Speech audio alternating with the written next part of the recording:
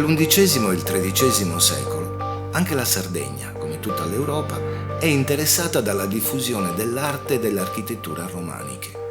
È un momento di grande fermento culturale, animato da viaggi, scambi e contatti e da una generale rinascita economica.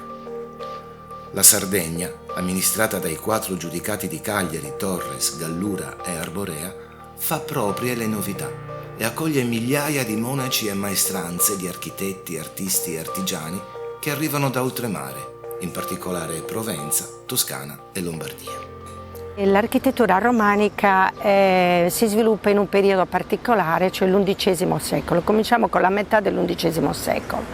Siamo in una Sardegna che divide nei 4 giudicati, 4 regni, e sono retti da un sovrano che ha dei poteri supremi. E sono proprio loro i primi committenti, proprio questi giudici, di queste splendide architetture, e sono la migliore testimonianza di un'epoca in cui la Sardegna per la prima volta ha saputo veramente creare un'architettura di livello europeo.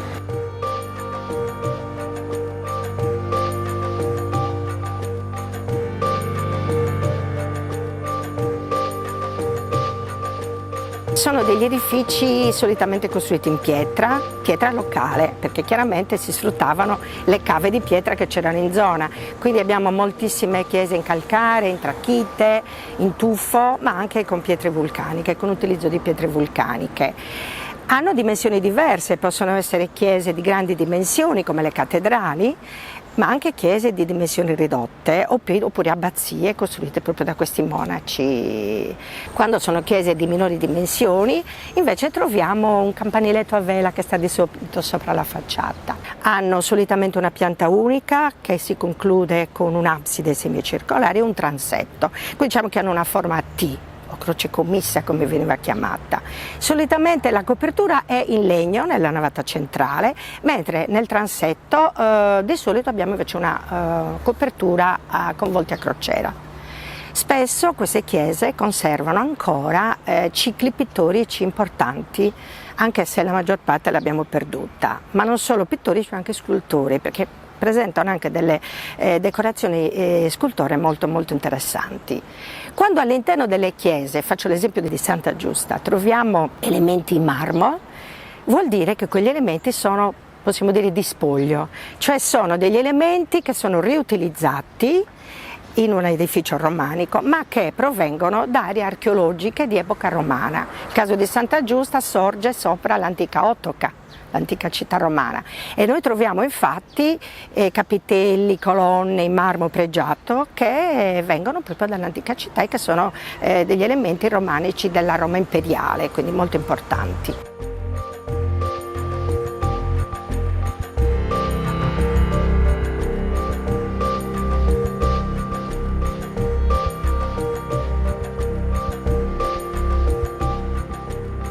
La chiesa romanica più antica e maestosa è San Gavino a Porto Torres.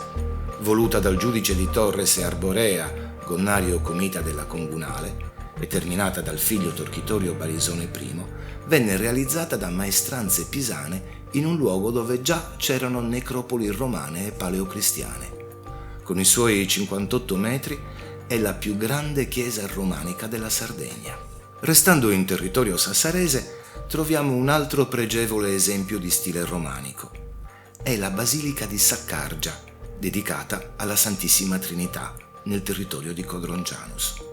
Voluta dal giudice Costantino I di Sorres per un voto alla Madonna, fu consacrata nel 1116. Saccargia non è una cattedrale, era un'abbazia sempre costruita dai monaci benedettini, però fatta costruire per sciogliere un voto dal giudice di Torres. Aveva ottenuto una grazia, per grazia ricevuta fa costruire questa chiesa che conserva anche uno dei cicli pittorici ad affresco più antichi che si presentano in Sardegna. A poche decine di chilometri, anche questa su un suggestivo scenario panoramico, c'è la chiesa di Santa Maria del Regno, nel paese di Ardara, fatta costruire intorno al 1065 da Giorgia, sorella di Gonnario Comita, e consacrata nel 1107. Anche San Nicola, su una collinetta all'ingresso di Ottana, è in trachite nera con dettagli rossi e rosa. Consacrata nel 1160, un tempo era la cattedrale della diocesi di Ottana, poi trasferita ad Alghero.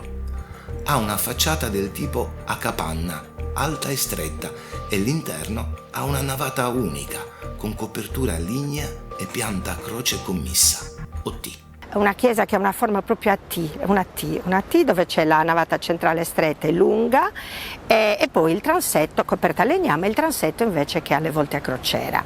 E lì ci sono anche delle opere, degli arredi molto interessanti, sia arredi in argento, ma c'è un bellissimo politico tardo gotico, dove ci sono anche la presenza, il ritratto di uno dei giudici e del vescovo che lo ha commissionato. Scendendo verso sud, a pochi chilometri da Oristano, si trova la cattedrale di Santa Giusta, dove nel Medioevo aveva sede la diocesi. Anche questa, come quella di Ottana, è costruita su un piccolo rilievo ed è accessibile con una scalinata. Anche qui vennero impiegate maestranze e architetti pisani. Possiamo immaginare sia stata realizzata tra il 1135 e il 1145. Si accede alla chiesa passando attraverso un portale, decorato con un leone e una leonessa scolpiti in marmo, che racchiudono due cerbiatti. Nella simbologia cristiana sono Cristo e la Chiesa e i loro fedeli. Ancora nell'oristanese esiste un altro pregevole esempio di stile romanico. È la chiesa di San Pietro Apostolo a Zuri, una frazione di Ghilarza. Il luogo dove si trova non è quello originale.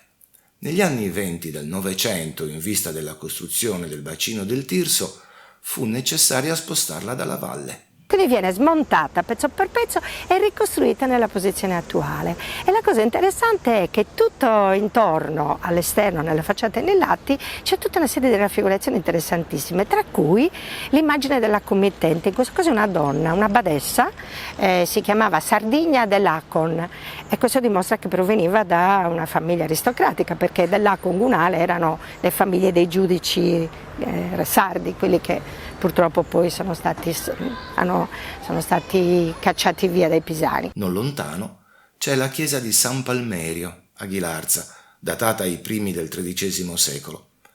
È un edificio semplice a navata unica che spicca soprattutto per la bicromia, con conci di basalto scuro alternati a vulcanite rossastra. Il fatto che sia di dimensioni ridotte vuol dire che non era né una parrocchiale, non era un'abbazia, perché le abbazie hanno dimensioni sempre di un certo rilievo, poi sta al centro di un paese, le abbazie, come si accorge di solito il giudice dava dei terreni.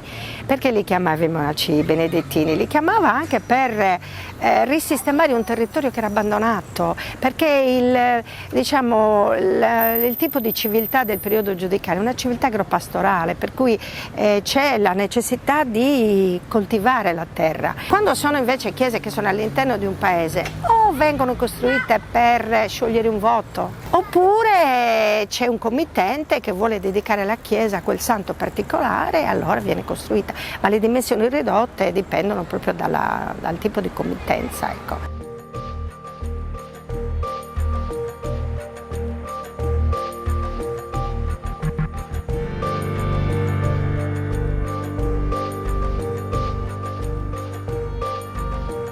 Possiamo dividere questo periodo in tre fasi, perché è un periodo che si sviluppa a circa 250 anni, arriviamo fino alle soglie del 1300, quando poi nascerà un nuovo linguaggio che è quello gotico. Abbiamo un primo romanico e siamo proprio, come dicevo all'inizio, il periodo delle grandi cattedrali, siamo intorno alla seconda metà dell'undicesimo e arriviamo fino a metà del XII.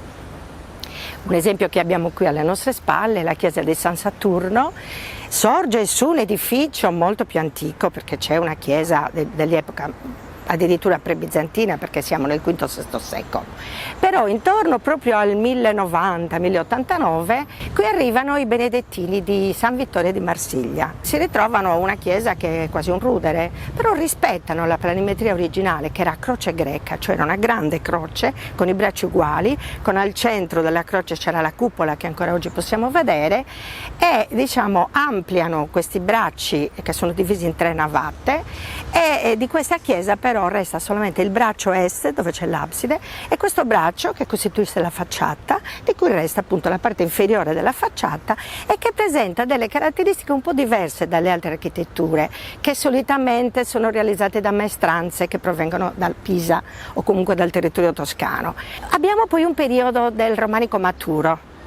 Ecco, siamo intorno alla metà del XII secolo e qui possiamo fare come esempio, proprio caratteristico che tutti conoscono, la già citata chiesa di Santa Giusta, che oltretutto ha una bellissima cripta, molto interessante, visitabilissima, e anch'essa presenta questa caratteristica navata centrale con le due laterali, perché le cattedrali dovevano avere delle dimensioni più grandi, quindi avevano solitamente delle navate trinavate, con un campanile. Ecco, la maggior parte delle cattedrali avevano anche il campanile. Allora, quando parliamo del romanico maturo, nel romanico maturo c'è anche un'altra caratteristica: si cominciano a sviluppare, soprattutto dopo la seconda metà del 1100, quindi intorno al 1160-70 in poi fino al 200, una forma particolare, la scelta della bicromia nella realizzazione delle chiese. C'erano dei filari di pietra o di calcare chiaro alternati a filari di pietra di calcare scuro. Questo è l'esempio, per esempio ce l'abbiamo a Codrongianus, Santa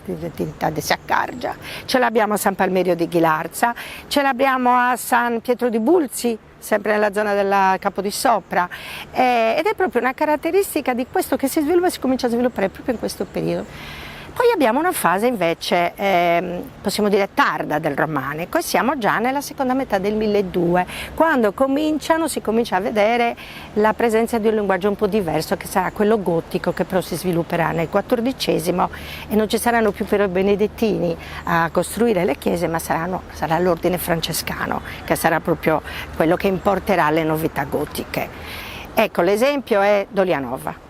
Siamo anche vicini a Cagliari, è una bellissima chiesa aperta perché è tutt'oggi cattedrali. Ecco, il fatto che si siano conservate in Sardegna così a lungo e così buone condizioni queste chiese, perché quasi sempre si è continuato a utilizzarle, perché il non utilizzo porta alla distruzione delle chiese, alla perdita. E lì si conservano tutte queste decorazioni dove la maestranza è sempre, le caratteristiche e i confronti li troviamo sempre in area toscana, però ci sono degli elementi che denotano la presenza anche di maestranze che hanno altra preparazione, altre conoscenze. Per esempio troviamo questa esuberanza nella decorazione che ricorda certe cose dell'area islamica, della Spagna moresca.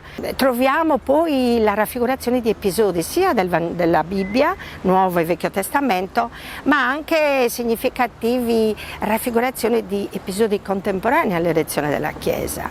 Testimoni di questo nuovo stile artistico e architettonico sono circa 150 tra chiese, abbazie e basiliche sparse in tutta l'isola, nelle città e nelle campagne. Le architetture, spesso commissionate dagli stessi giudici, mostrano una Sardegna pregevolmente inserita nel panorama europeo.